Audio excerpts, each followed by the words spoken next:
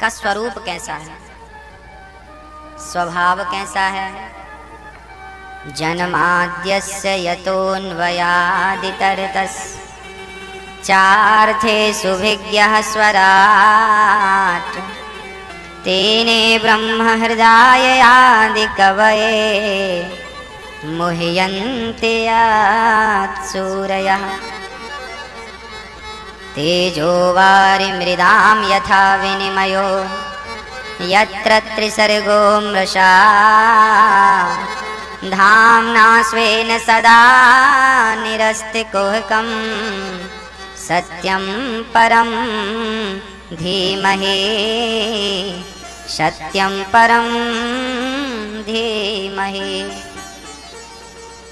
जन्म आदि यस्य जन्माद्यस्य, जिस परमात्मा ने इस सृष्टि को बनाया है, पालन करते हैं, संहार करते हैं। जन्म आदि यस्य जन्मादि यतोऽन्वयादि तरतश्चा, जो सब कुछ जानते हैं। चार्थेषु विज्ञः स्वराट स्वानैव राजते इति स्वराट, जिस परमात्मा के द्वारा ये संसार प्रकाशित हो रहा है, सूर्य और चंद्रमा भी प्रकाश पा रहे हैं, वो परमात्मा किसी से प्रकाश लेते नहीं हैं, वो सबको प्रकाशित करते हैं। वो परमात्मा जो सब कुछ जानते हैं। चार्थेषु विज्ञः स्वराट, सब कुछ जानते हैं। अच्छा बताइए, भगवान से छिपा क्या है? कभी कभी हम लोग कहा करते हैं, एक गुरु ने अपने 2 शिष्यों को एक एक लड्डू दिया और कहा कि जाओ ये लड्डू ऐसी जगह पे खाना जहाँ तुम्हें कोई देख ना रहा हो। एक चेला गया, कमरे के भीतर दरवाजा की कुंडी लगाई और जल्दी से खा लिया। उसे लगा कोई नहीं देख रहा। दूसरा शिष्य गया, कमरे के अंदर गया और उसे लगा कि नैना कमरे के भीतर कोई देखे ना देखे, पर भगवान तो सब जगह देख रहा है। गुरुजी ने कहा है जहाँ से तुम्हें कोई देख ना रहा हो वहाँ ये लड्डू खाना। उसे दुनिया में ऐसी कोई जगह नहीं मिली जहाँ से कोई तुम्हें देख ना रहा हो। वो लड्डू लेके आ गया वापस। गुरुजी ने कहा बेटा खाया नहीं? कैसे खाता गुरुजी, ऐसी कोई जगह ही नहीं मिली जहाँ ईश्वर की दृष्टि ना पड़ रही हो, जहाँ से वो हमें देख ना रहा हो, सब जगह से देख रहा है। गुरुजी समझ गए कि तूने ही सच्ची शिक्षा प्राप्त की है, तू ही योग्य है। भक्तों, जो भगवान सब कुछ जानता है उससे आप क्या छिपा सकते हैं?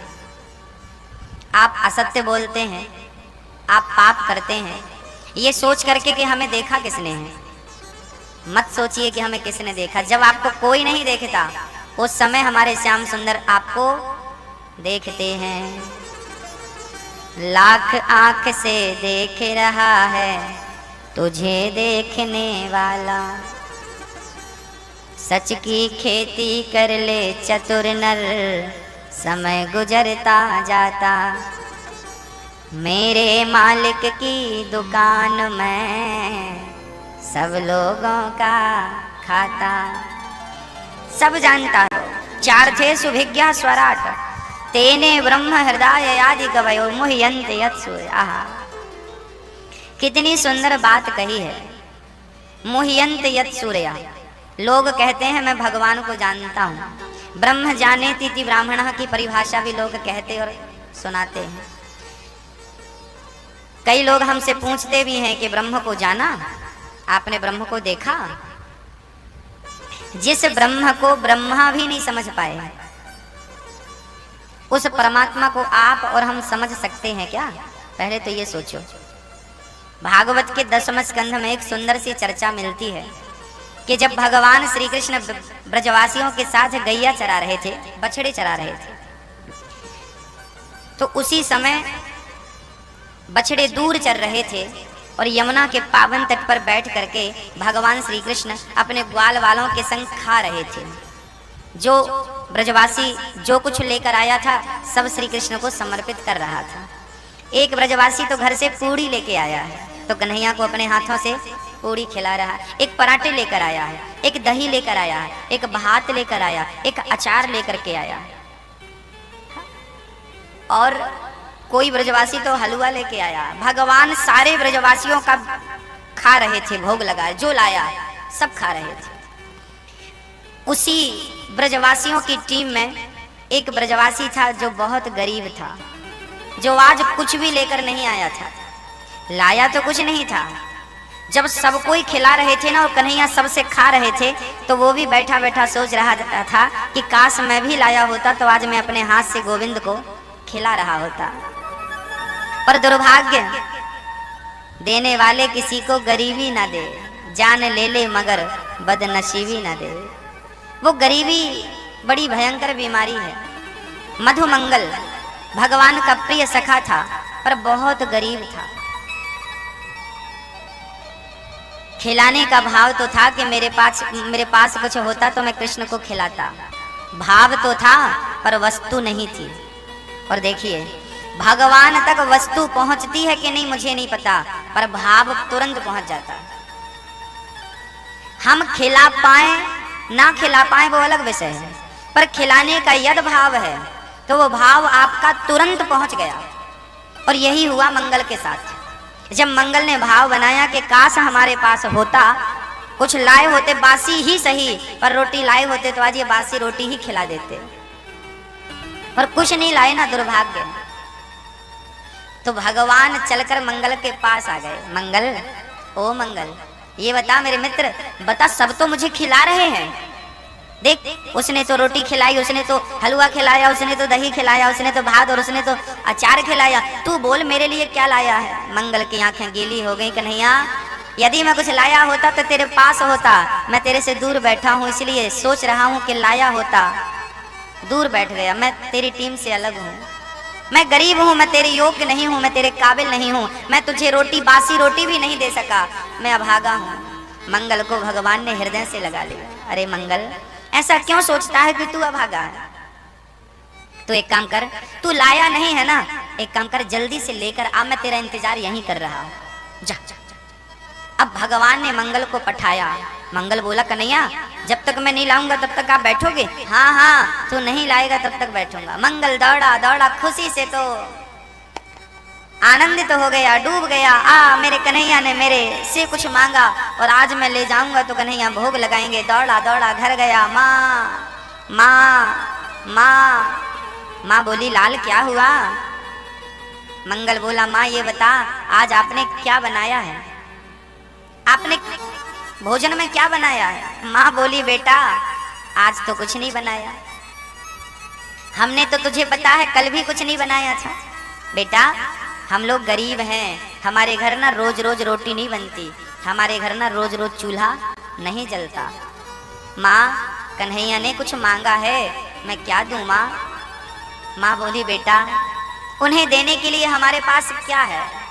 वो परमात्मा परब्रह्म है, ईश्वर है, भला हम उन्हें क्या दे सकते हैं? मंगल बोला, माँ मैं कुछ नहीं जानता, तू मुझे क्या दे सकती है ये बता, तू जल्दी क्या बना सकती है? माँ बोली, बेटा बनाने को मैं सब बना सकती हूँ, पर घर में कुछ होना भी तो चाहिए। घर में अन्न का एक दाना नहीं है, मैं तुझे क्या दे दूँ बनाकर? मंगल बोला, माँ तो क्या कन्हैया ने आज हमसे कुछ मांगा है तो क्या मैं बिना खिलाए रह जाऊंगा? क्या उनका वचन मैं पूरा नहीं कर पाऊंगा? माँ बोली, बेटा यदि तू जिद कर रहा है तो परसों की कढ़ी रखी है, परसों हमने कढ़ी बनाई थी, वो बासी कढ़ी रखी है, यदि तुझे पसंद आए तो ले जा। मंगल ने सोचा कि कुछ ना ले जाने से अच्छा है, खाली हाथ जाने से अच्छा है कुछ ले जाऊं, मैं अपनी हैसियत के अनुसार ले जाऊं। बासी कढ़ी माँ ने एक मिट्टी के पात्र में भर दी। मंगल उस कढ़ी को लेकर चल पड़ा।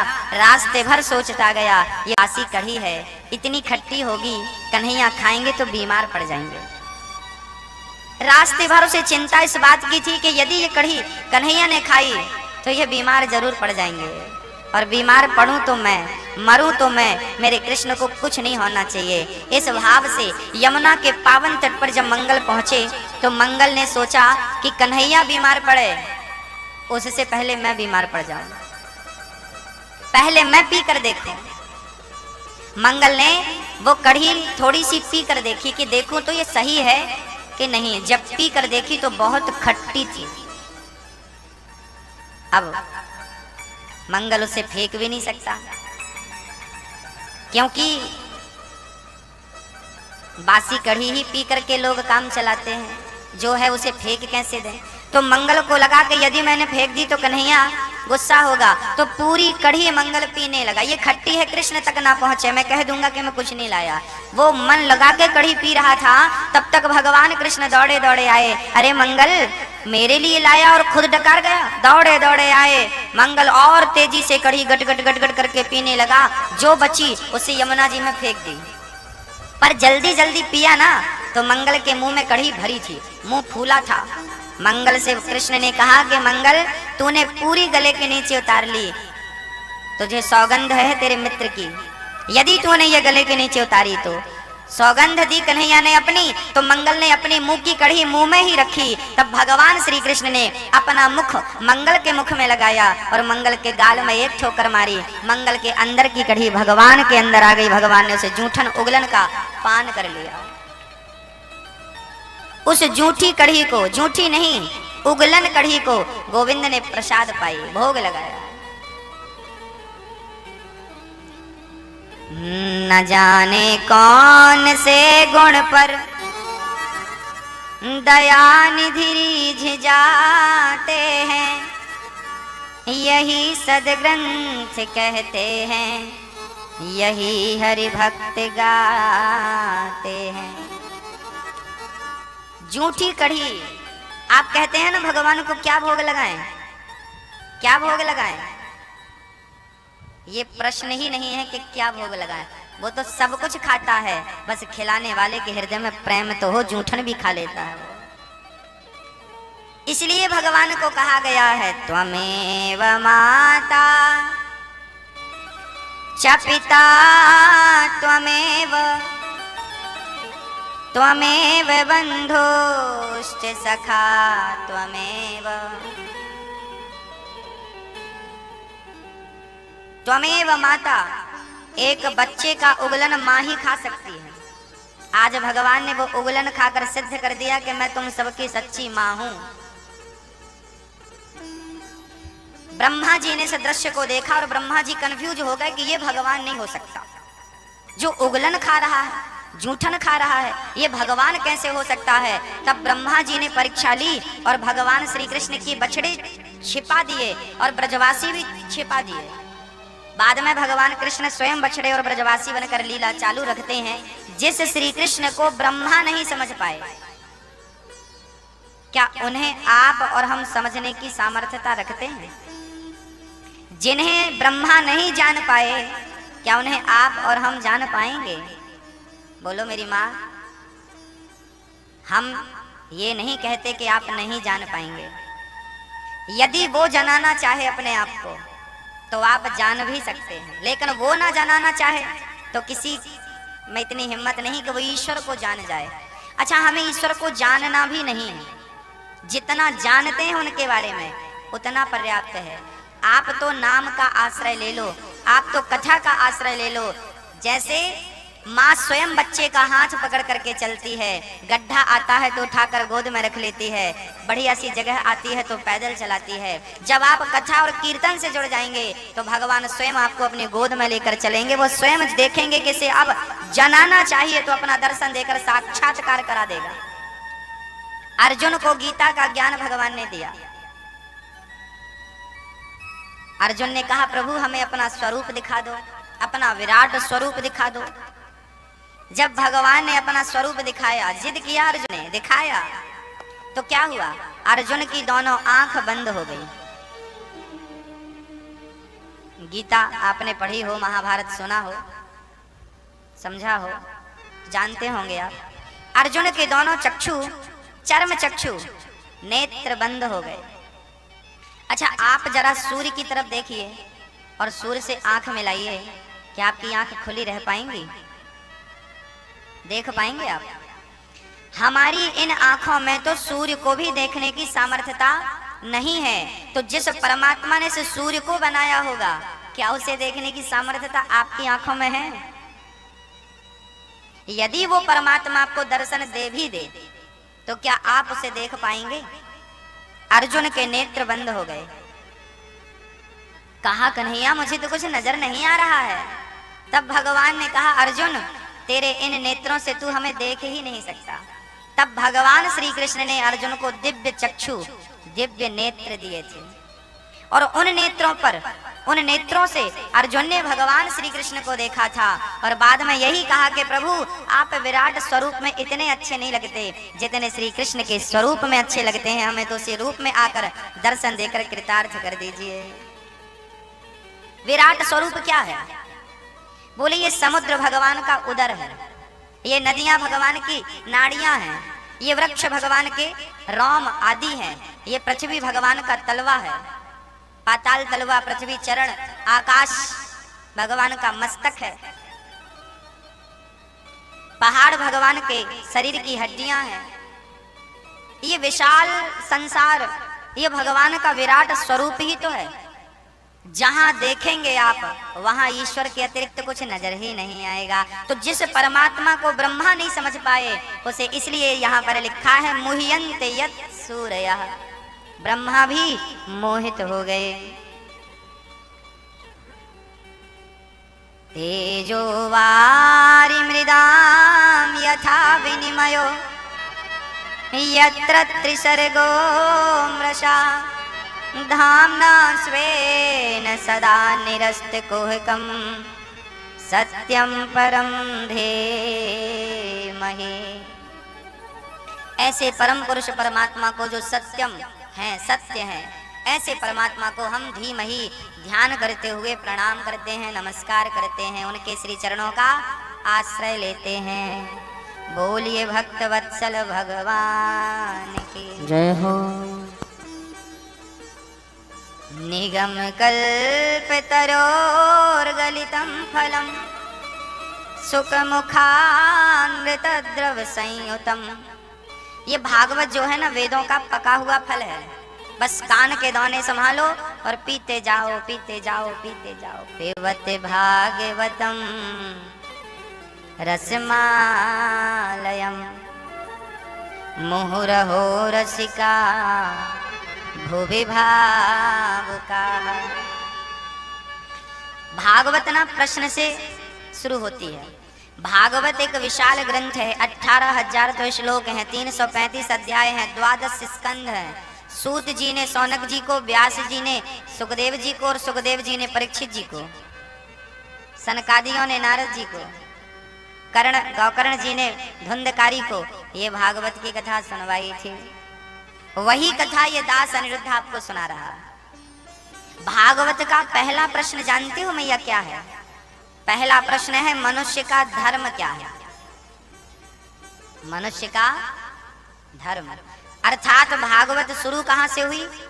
धर्म से। मनुष्य का धर्म क्या है? तो पहले तो आप हाथ उठा के ये बताओ कि आप में से मनुष्य कितने लोग हैं? जो मनुष्य हैं वो हाथ उठाकर अपना परिचय दें, हम मनुष्य हैं। जो मनुष्य हैं कृपया वही हाथ उठाएं जो मनुष्य के रूप में शैतान हो, क्योंकि रावण तो सीता को चुराने साधु के रूप में आया था। रावण साधु था नहीं, पर रूप किसका बनाया है? साधु का। ऐसे ही हम मनुष्य हैं नहीं, पर मनुष्य बने फिरते हैं। इसलिए हम पहले क्लियर कर लेते हैं मनुष्य कितने लोग हैं। आप लोग मनुष्य हैं मैया जी? वैसे आप लोग तो हैं क्योंकि कथा पे बैठे हैं ना, कथा पे तो मनुष्य ही बैठ सकता। आप मनुष्य हैं, लेकिन मैं आपको ये भी कहूं कि कुछ लोग मनुष्य जैसे दिखते हैं। एक सज्जन से हमने पूछा, भैया सागरपुर जाना है, बताओ किस तरफ जाएं? एक बार पूछा, 2 बार पूछा, तीसरी बार हमने पूछा तो हमने हाथ लगाया तो वो गिर गए। हमने ध्यान से देखा वो कोई आदमी नहीं था, पुतला था, कपड़ों की दुकान में रखे पुतले। हमने उसी को इंसान समझ लिया, बिल्कुल हूबहू आप जैसी दिखता था। कपड़ों की दुकान में पुतले तो देखे होंगे आप लोगों ने, बिल्कुल आप जैसी दिखते हैं वो। तो इंसान जैसे, मनुष्य जैसे तो पुतले भी दिखते हैं। तो दिखना पर्याप्त नहीं है। अच्छा एक बात बताओ, दूध में पानी मिला दो, 1 लीटर दूध में आधा लीटर पानी मिला दो, तो दूध की शुद्धता कम हो जाएगी कि नहीं? हाँ, बस जैसे दूध में पानी मिलाते हैं ना तो दूध पतला हो जाता है, बस ऐसे ही आप लोगों के भीतर बुराइयां मिल गईं तो आप भी, जो मनुष्य किसे कहते हैं 100% शुद्ध सोना किसे कहते हैं? शुद्ध सोना कितने कैरेट का होता है? हाँ? 24 कैरेट का जो सोना होता है वो एकदम गोल्ड शुद्ध होता है। जो आभूषण होते हैं ना वो 24 कैरेट के नहीं होते, वो 23 के होते हैं, 23.5 के होते हैं, 22 के होते हैं, 22.5 के होते हैं। उसमें टाका लगाने के लिए ना थोड़ी सी मिलावट करनी ही पड़ती है। जो शुद्ध सोना है वो 24 कैरेट का है, जिसमें मिलावट है वो 23 का, 22 का और 21 का हो गया। बस आप लोग जब जन्म लिए थे तब तो 24 कैरेट के थे, पर मिलावट इतनी हुई कि पता नहीं, सोना तो फिर भी 22 कैरेट में बन जाता है, यहाँ तो 2-3 कैरेट ही बचा है। इतनी मिलावट हो गई आपके भीतर। काम, क्रोध, लोभ, मोह, अहंकार, मत्सरता, निंदा, चुगली, कपट इतना मिल गया कि जो शुद्धता थी आपकी वो समाप्त हो गई। अब तो हमें यह भी संदेह है कि आपके अंदर कुछ बचा भी कि नहीं। 2-5% पता नहीं बचे हो कि नहीं। आज हिंदुस्तान में जितने भी लोग हैं ये केवल 2-5% ही बचे हैं, अर्थात इनके अंदर मनुष्यता कितनी बची है? केवल 2%, 5%। 24% की तो बात ही ना करो। अच्छा, आप लोगों को जब जन्म हुआ था ना तब 24 कैरेट के थे आप लोग। कोई काम नहीं, कोई वासना नहीं, कोई मोह नहीं, कोई विकार नहीं थे आप लोगों के अंदर। ज्यों ज्यों उम्र बड़ी हुई आपके अंदर विकार प्रवेश करते गए और आपकी शुद्धता कम होती गई और किसी किसी की तो बिल्कुल समाप्त हो जाती है। जो लोग निर्दयी होते हैं, मार देना, खुलेआम कत्लेआम कर रहे हैं, इनके अंदर तो मनुष्यता 0% रह गई, बुराइयां अधिक आ गई। हाँ?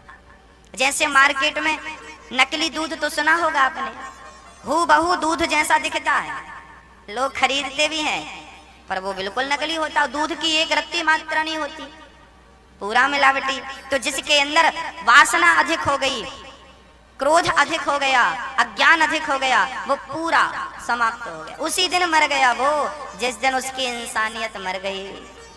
तो मैया जी आप मनुष्य हो ना, कितने % है आपके अंदर मनुष्यता? आप बता दो। अब हम आपसे पूछ रहे हैं आपके अंदर कितने % होगी? फिर भी एक अंदाजा, 10%, 20%, 23% या पूरी 24? पूरे 24 कैरेट के हो? है कोई 24 कैरेट का? हैं आप? अच्छा अच्छा, धन्य हैं आप। अच्छा, आप कितने कैरेट के हैं? हाँ मैया जी, मनुष्य का धर्म क्या है? परहित सरिस धर्म नहीं भाई, पर पीड़ा सम नहीं अधमाई। मनुष्य का धर्म है परहित करना, धर्म न दूसर सत्य समाना, आगम निगम पुराण बखाना। मनुष्य का धर्म है सत्य बोलना। कि क्या धर्म है मेरी माँ? अब आप बताओ कि आप कितना सत्य बोलते हो। जो सत्य बोलता है वही मनुष्य है, जो झूठ बोले बात बात पे वो काहे का मनुष्य। ये हमारा देश कितना बढ़िया था, यहाँ मोरध्वज जैसे दिग्गज हुए हैं जिन्होंने सत्य के लिए अपने बच्चे को, अपने वचन के लिए अपने बच्चे को आरे से चीर कर दान कर दिया था। शिव दधीचि हरिचंद्र, क्या क्या कहूं आपको। राजा हरिश्चंद्र तो बाजार में बिक गए। किसके लिए मेरी माँ? किसके लिए? सत्य के लिए, धर्म के लिए। एक वो है जो अपनी पत्नी को, अपने पुत्र को, अपने आप को बाजार में बेच देता है धर्म के लिए, सत्य के लिए। और जब हम लोगों से कहा करते हैं कि भैया जी आप सच बोला करो, गुरुजी हम तो व्यापारी हैं, हम तो दुकानदार हैं, हम तो ये हैं, हम तो सच नहीं बोल सकते, हमारा तो काम ठप हो जाएगा। हम कहा करते हैं कि भाई जब झूठ बोलने से आपका काम इतना चलता है तो सोचो सच बोलोगे तो और कितना चलेगा। सच बोलकर तो देखो, आपको ना सच पर भरोसा नहीं है, सीधी बात ये है, आपको सच पर बिल्कुल विश्वास नहीं है। एक सज्जन हमसे बोले गुरुजी हम सच बोलेंगे तो हमारे 5,000 का नुकसान हो जाएगा। एक ही सत्य में 5,000 चले जाएंगे और झूठ बोल देंगे तो बच जाएंगे। हमने कहा कि यदि तुमने झूठ बोला तो 5,000 तो बच जाएंगे पर तुम्हारा धर्म चला जाएगा, और यदि तुमने सच बोला तो 5,000 चले जाएंगे पर धर्म की रक्षा तुम कर पाओगे। धर्म से बड़े 5,000 नहीं है, धर्म से बड़े 10,000 नहीं है, धर्म से बड़ा पैसा नहीं है, धर्म से बड़ा धन धर्मो रक्षति रक्षिता, जो धर्म की रक्षा करता है स्वयं धर्म उसकी रक्षा करता है। मैं निवेदन करूं आपसे कि यदि आपने सच बोलकर यदि 5,000 का नुकसान कर दिया तो याद रखना वो 5,000 का नुकसान जो हुआ है ना वो 5 दिन में ही, चूंकि आपने सच बोला है ना तो सच बोलने के साथ भगवान खड़ा होता है। वो 5 के बदले 50 भगवान कहीं ना कहीं से दिलाएगा, क्योंकि आप सच के साथ थे। एक बार सच पर भरोसा तो करो, आपको भरोसा ही नहीं है, बोलना ही नहीं चाहते आप। राजा हरिश्चंद्र, एक दिन आपने स्वप्न देखा कि मैंने अपना पूरा राज्य दान कर दिया है, पूरा राज्य दे दिया है। सुबह हुआ, महलों में विश्वामित्र जी आ गए। विश्वामित्र जी से पूरा स्वप्न सुनाया हरिश्चंद्र ने। महाराज, आज स्वप्न में मैंने अपना पूरा राज्य दान कर दिया है। और याद रखना मेरी माँ, स्वप्न कभी भी मिथ्या नहीं होता। लोग कहते हैं ना कि सपना देखा है, ये तो सपना था। आप सपने को बहुत हल्के में लेते हैं। सपना क्या है? स्वप्न या तो जो आपके साथ हो चुका है वो दिखता है, या तो जो होने वाला है वो दिखता है। स्वप्न किसी का, आपका हो, आपका हो, आपका हो, स्वप्न किसी का भी मिथ्या नहीं होता। स्वप्न किसी का भी असत्य नहीं होता। जो आज आपने देखा है वो कभी ना कभी आपके साथ हो चुका है या कभी ना कभी होने